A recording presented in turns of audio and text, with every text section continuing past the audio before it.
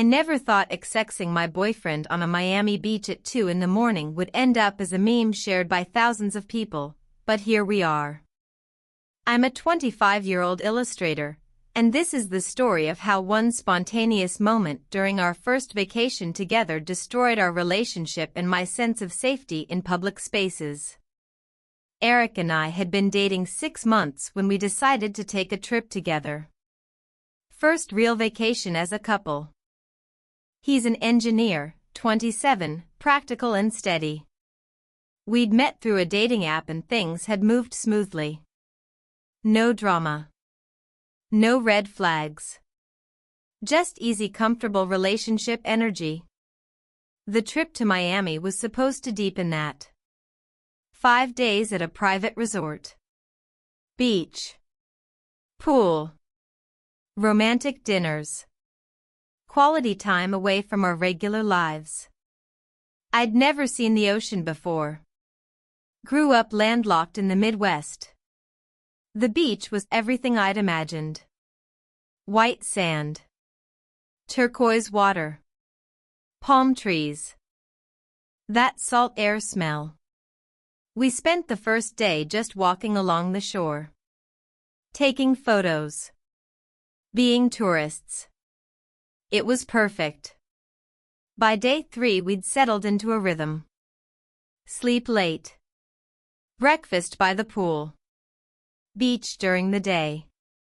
Dinner out. Then late night walks along the water. That became our favorite time. After midnight when the beach emptied out. When it was just us and the waves and the moon. Felt private. Romantic. Like the whole ocean belonged to us. Tuesday night we went out around 2 a.m. Couldn't sleep. Too wired from vacation energy. The beach was completely deserted. Resort guests were all in bed. No security visible. Just empty sand stretching in both directions. We walked down to the water. Sat in the sand. Talked about nothing and everything. About work. About future plans. About how good this felt. Eric had brought a bottle of wine from dinner. We passed it back and forth. Not drunk but buzzed. Relaxed. Uninhibited. He put his arm around me. I leaned into him. Started kissing. His hands in my hair. Mine on his chest. The wine and the ocean air and the freedom of being away from home made everything feel possible. I shifted position. Ended up in his lap. We were making out heavily. Hands wandering. He kissed my neck. I tilted my head back. Looked at the stars. Felt completely free. Like this moment was ours alone. Like we were the only people in the world. Started removing clothing. His shirt. My cover-up. More kissing. More touching. Lost in it. Lost in each other. We moved from sitting to lying in the sand. Started accessing right there on the beach. It felt wild and spontaneous and romantic. The waves crashing nearby. The moon lighting everything silver. No one around for miles. Or so we thought. We were completely absorbed. Didn't notice anything except each other.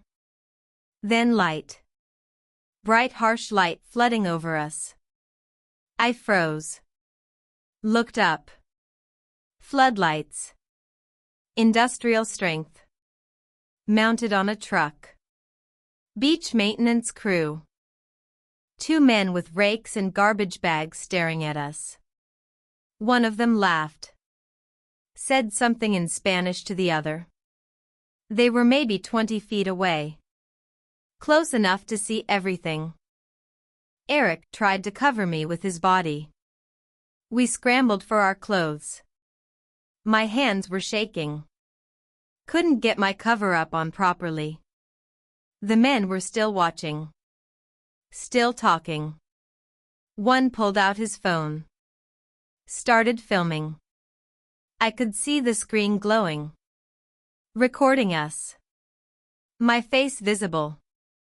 Eric's visible. Everything visible. Then a woman's voice from behind the dunes. Resort administrator. Walking toward us with a flashlight. She was yelling that we couldn't do this here. That this was private property. That there were rules. My face burned with shame. We grabbed the rest of our clothes and ran.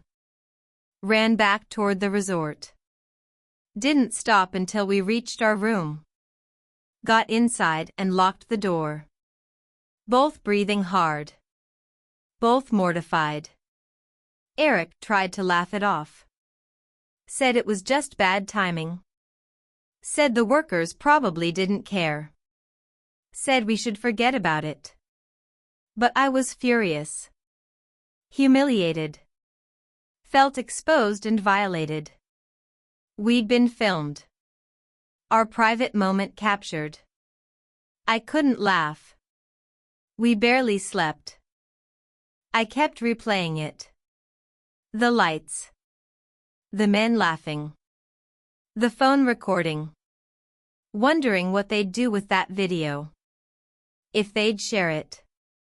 Who'd see it? Eric said I was overreacting. Said it would be fine. That made me angrier.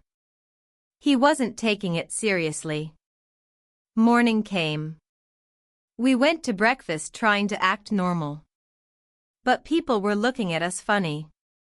Whispering. The staff seemed to know. I felt paranoid. Like everyone had seen something. Known something.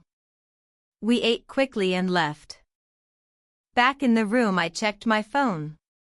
Had messages from friends. One from my best friend with a link. My stomach dropped before I even clicked it. It was a Telegram group for resort guests. Someone had posted the video. Short clip, maybe 15 seconds. Us on the beach. Clearly XXing. Scrambling when the lights hit. Running away. My face visible in the moonlight. Eric's too. And comments.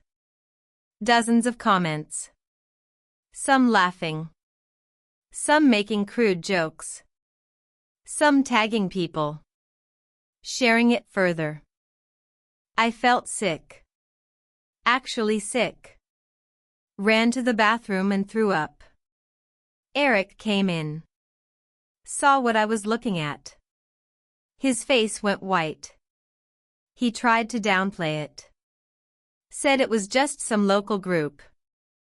Said it wouldn't spread beyond that. But even as he said it, we both knew that wasn't true.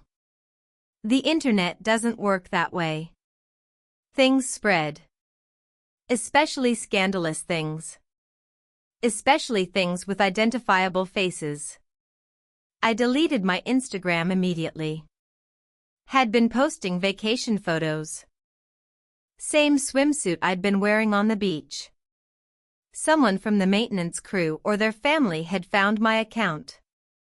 Left a comment in Spanish with laughing emojis. Others had found it too. Comments piling up. I couldn't handle it. Deleted the whole account. 2 years of photos gone. But I needed it gone. Needed to not be findable. The rest of that day was nightmare. Stayed in the room. Didn't go to the pool or beach. Couldn't face people. Couldn't handle being seen. Eric went down for meals and brought food back. He was getting frustrated with me. Said I was hiding. Said I was letting it win. Easy for him to say. He wasn't the one with crude comments on his photos. Wasn't the one being called names in Spanish I had to translate. We fought. Really fought. He accused me of making it bigger than it was. I accused him of not caring about my feelings. Of minimizing my humiliation. He said I was being dramatic. I said he was being insensitive. We went to bed angry. Slept on opposite sides of the bed. Miles apart despite sharing the same mattress. Day 4 I woke up determined to leave.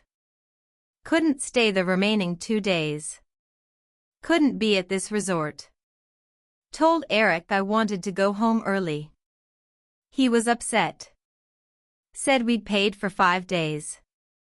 Said we should try to enjoy the rest. I said I couldn't. Couldn't enjoy anything knowing that video was out there.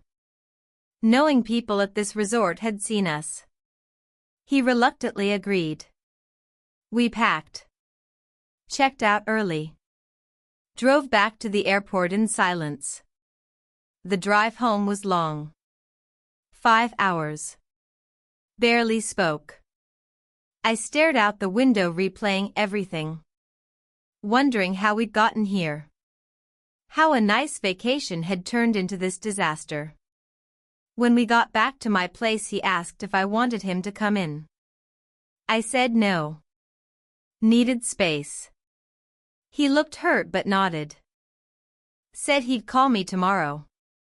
Drove away. That night I cried. 4 hours. About the video. About the humiliation. About how Eric had reacted. About how the trip that was supposed to bring us closer had driven us apart. My best friend came over. Let me vent. Validated my feelings. Said Eric should have been more supportive. That helped some but not enough. The next week was hard. Eric called and texted but I barely responded. Wasn't ready to talk. Didn't know what to say. The video had stopped spreading as far as I could tell but the damage was done. I felt exposed. Violated. Anxious about going out. About being recognized. Even though logically I knew that was unlikely. 2 weeks after Miami, Eric came over. Said we needed to talk. I agreed. We sat on my couch and I told him how hurt I was. How unsupported I felt.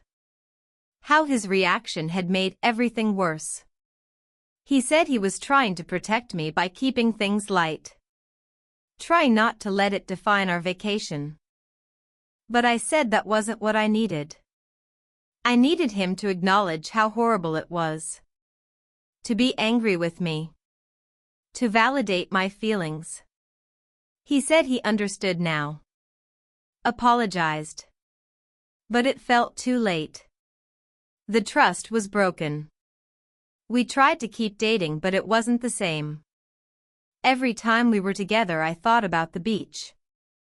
About the video. About how he'd minimized my feelings.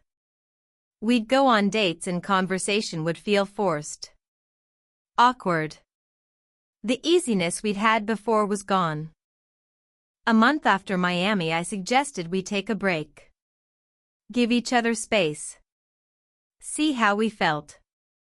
Eric looked sad but agreed. Said maybe that was for the best. We hugged. He left. I cried again. Not because I missed him exactly. But because the relationship I'd thought we had was over. Killed by one mistake and the aftermath. 3 months later we tried to meet for coffee. Talk things through. See if we could salvage something. But sitting across from him I felt nothing. The connection was severed. We'd both changed. The beach had changed us. We made small talk. Updated each other on work and life. Agreed we were better as friends. Maybe not even that. Maybe just 2 people who dated once. Who shared one humiliating experience and couldn't get past it. 6 months after Miami, mutual friends stopped inviting us to the same events. Too awkward. Chose him sometimes. Chose me others.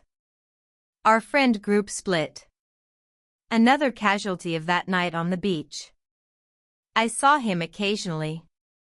Brief hellos. Surface level how are yous.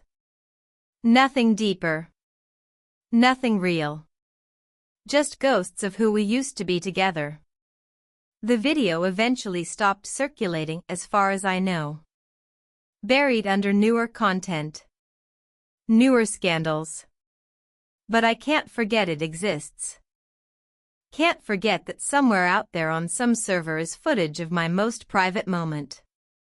Viewable by anyone who knows where to look. That knowledge sits heavy. Makes me cautious. Makes me guarded. I started therapy. Worked through the shame. The violation. The feelings of exposure. My therapist helped me understand it wasn't my fault. That I'd made a mistake, yes, but the filming without consent was wrong. The sharing was wrong. The mocking was wrong. That helped. Gave me framework for processing it beyond just self-blame. A year later I'm different. More careful. More aware. Don't drink in public. Don't let my guard down in places I can't control.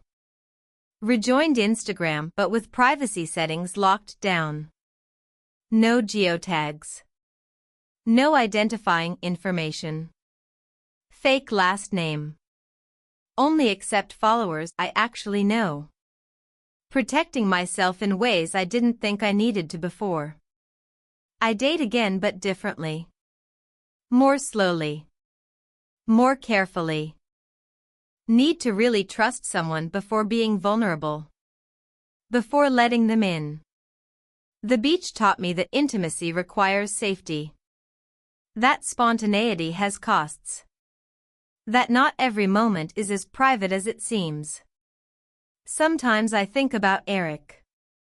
Wonder how he processed it. If he learned the same lessons. If it changed him like it changed me. We don't talk anymore. Haven't in months. That relationship is fully over. Ended not with drama but with quiet resignation.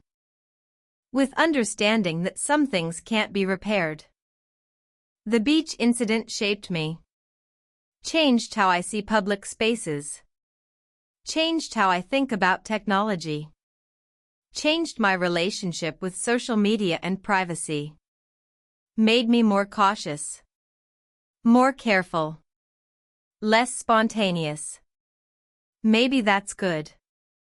Maybe that's survival. Maybe that's just growing up the hard way. I'll never go back to that beach. That resort. That city. Too many bad memories. Too much shame attached. There are other beaches. Other oceans. Someday I'll try again. But not yet. Not while the wound is still tender. Not while the memory is still sharp. The lesson I learned is simple but expensive. Privacy is an illusion. Cameras are everywhere. People film everything. Moments you think are yours alone can become public spectacle in seconds. One mistake.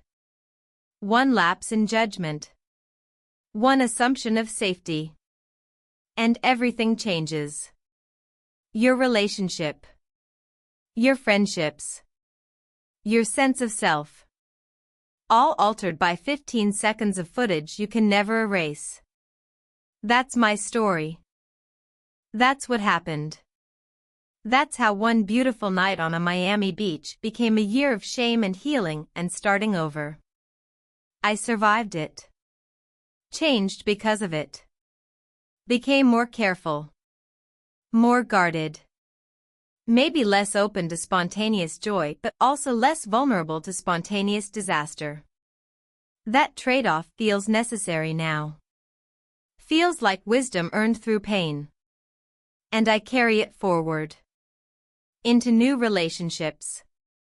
New experiences. New chances to be vulnerable. But never again without thinking first. Without checking my surroundings. Without remembering that night. And what it cost me.